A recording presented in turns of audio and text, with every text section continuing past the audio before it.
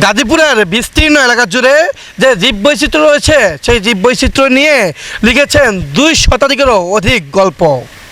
সেই গল্প লিখেছেন গাজীপুরের কৃতি সন্তান ফরিদ আলম সৌরভ।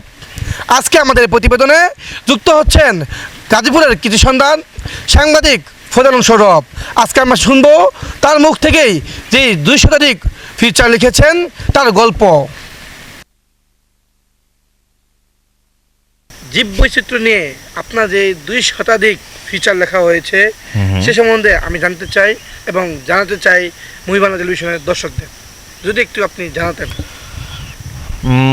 জীববৈচিত্র্য নিয়ে আসলে লেখার পেছনের কারণগুলো হচ্ছে এইখানকার যে লাল মাটি, অর্থাৎ এই লাল মাটিতে কিন্তু হচ্ছে আপনার আয়রন অক্সাইডের পরিমাণ কিন্তু অনেকটা বেশি, আবার এটাকে লিটারেট সয়েল বলে।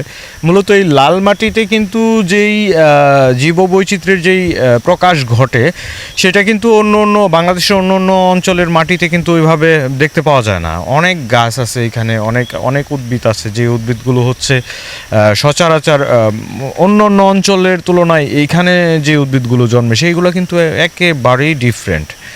আমি তো একদম ছোটোবেলা থেকে হচ্ছে দেখে আসছি এই মাটিতে বিভিন্ন রকম উদ্ভিদগুলো জন্মাচ্ছে, তো কৌতূহল হতো সবসময়, যে একটা কৌতূহলের ভিতরে থাকতাম যে এইটা কি, ওইটা কি গাছ, এইটা কি গাছ, এই পাতা, এই ফুল বিভিন্ন রকম, মানে একটু ভিন্ন অ্যাঙ্গেল থেকে ভিন্ন রকম লাগতো।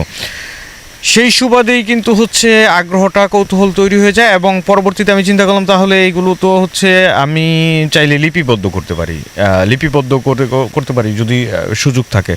তো সেই জায়গা থেকে কিন্তু লেখার শুরু, এবং সেখান থেকেই আমি মূলত লেখা শুরু করি আর কি, বা আমার মূলত হচ্ছে ইন্টারেস্ট ফিল হয় যে আসলে লেখা দরকার, এগুলো সংরক্ষণ করা দরকার। অনেকেই হয়তো বা জানে না এই ব্যাপারগুলো সম্পর্কে। আধিকতার সাথে এইখানকার যে জীববৈচিত্র্য আছে সেটা আসলে অনেক অংশেই রিলেটেড, কারণ হচ্ছে এইখানকার মূল শিকড় হচ্ছে, একটা অঞ্চলের মূল শিকড় হচ্ছে এখানকার জীববৈচিত্র্য।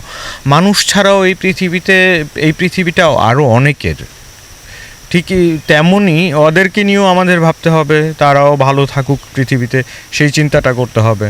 তো সাংবাদিকতার জায়গাটা হচ্ছে এইখান থেকে চিন্তা করতেও পারে অনেকে, আবার নাও করতে পারে, সেটা তাদের বিষয়। একজন এক প্যাটার্নে সাংবাদিকতা করে। আপনার যে 2 শতাধিকেরও অধিক ফিচার লেখা হয়েছে সেখান থেকে আপনার সবচেয়ে ভালো বা সবচেয়ে আপনাকে মুগ্ধ করেছে কোন লেখাটি?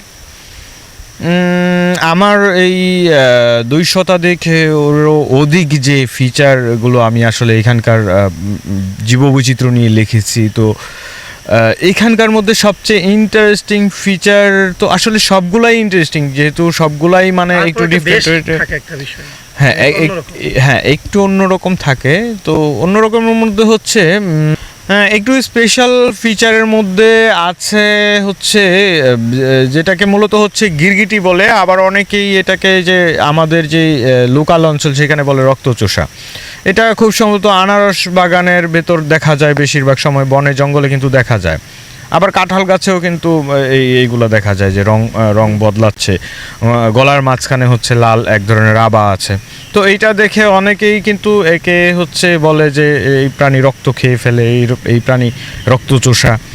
তো এইটা আমাকে বেশ মর্মাহত করলো যে এইরকম একটা প্রাণী এই যে কিনা হচ্ছে মর্মাহত হলো। আমি নিঃসন্দেহে মানে আমার কাছে এত মানে বাজে লাগলো এবং বেশ উইয়ার্ড লাগতো আমার কাছে ব্যাপারটা, যে এই একটা প্রাণী, নিরহ প্রাণীকে আমরা হচ্ছে রক্তচোষা খেতাব দিয়ে দিছি, এবং হচ্ছে সেই প্রাণীটা আদৌ কিন্তু রক্ত চোষে না। আমি যতদূর অনুসন্ধান কিংবা গবেষণা বা বিশেষজ্ঞ যারা আছে তাদের সাথে কথা বলে যতদূর জানতে পারলাম যে এই প্রাণীটা রক্ত চুষে না। অর্থাৎ এই ফিচারটা লিখতে গিয়ে হচ্ছে আমার এই ব্যাপারটা খুবই ইন্টারেস্টিং লাগছে, যে এইখানকার লোকাল যেই মিথ কিংবা প্রচলিত যেই লোককথা রয়েছে সেই লোককথার ভেতর কিন্তু হচ্ছে এই প্রাণীটিকে একটি ভিলেন হিসেবে উপস্থাপন করা হয়েছে। সেটা নিঃসন্দেহে একদিক থেকে মজাদার, আরেক দিক থেকে হচ্ছে এটা আসলেই দুঃখজনক। অনেক ক্ষেত্রে এই রক্তচোষা ভেবে এই প্রাণীটিকে মেরে ফেলছে অনেকে, সেটা নিঃসন্দেহে কষ্টদায়ক। ইয়েলো জার্নালিজম বলতে মানে আপনি কী বুঝেন, এবং ওই 5ই আগস্টের আগে সাংবাদিকতা বা 5ই আগস্টের পর সাংবাদিকতা দুইটা কোনো ভিন্নতা পেয়েছেন কিনা?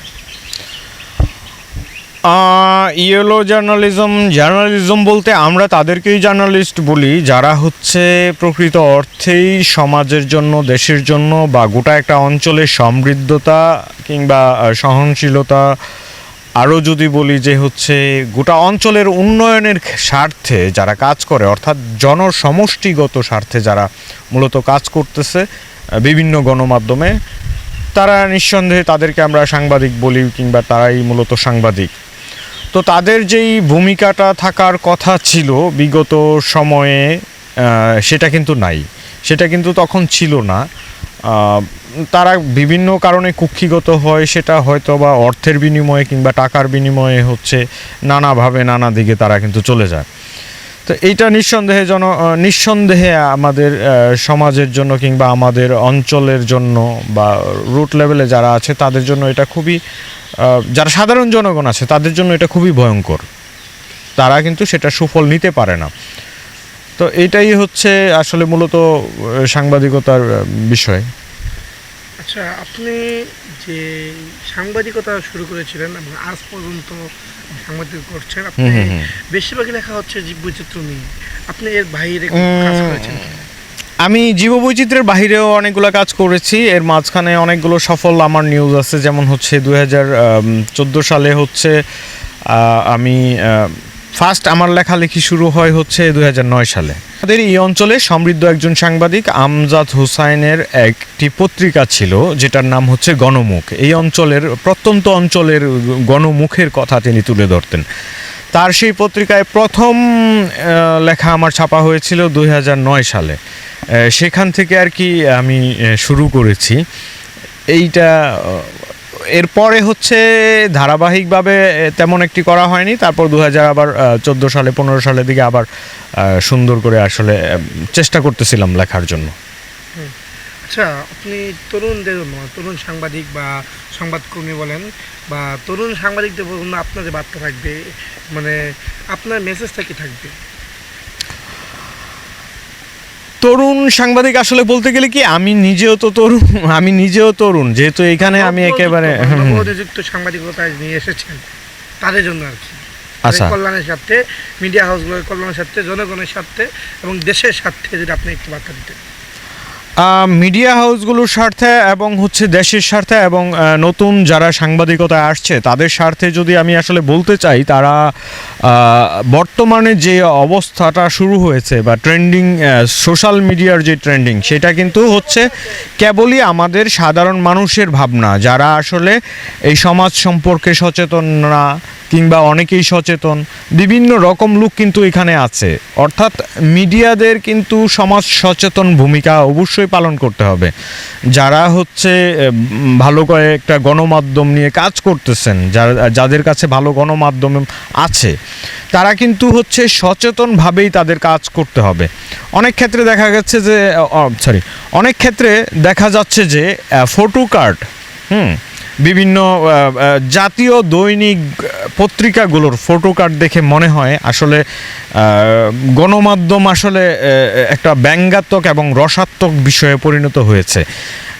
মানুষ কোনোভাবে তার আস্থাটা, একদম সাধারণ মানুষ যারা আছে তারা কিন্তু ওই আস্থাটা ওইখানে নিতে পারছে না।